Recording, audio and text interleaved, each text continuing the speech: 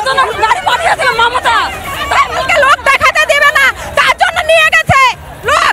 আর আমাদের এখানে লোক কালকে রাত্রে রাত 12টার সময় নিয়ে তুলে নিয়ে যাবে। আর আমাদের এলাকার লোক সব জানতে পারে, সে রাত্রে রাত পাহারা দিয়েছে এটা সুরক্ষিত করার জন্য। হ্যাঁ, এত অত্যাচার কেন? কেন হিন্দুরা কি করেছে? হিন্দু হয়ে পাপ করেছি? পাপ করেছি আমরা? হ্যাঁ, আমরা কি পাপী? নিজেদের ভারতবর্ষে নিজেদের কোনো স্বাধীনতা নাই, এরকম অত্যাচার হবে কেন? হ্যাঁ, কি করছে রাত্রে? কি পুলিশ তাড়া করছে?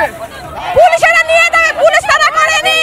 এরা এই যারা আগুনে পুরো অত্যাচারিত হয়ে এখানে এসে আশ্রয় নিয়েছে তাদেরকে নিয়ে যাবে, এখানে থাকতে দেবে না। আজও বুঝতে পেরে ওরা সারা রাত পাহারা দিয়েছে, সুরক্ষিত করে রেখেছে।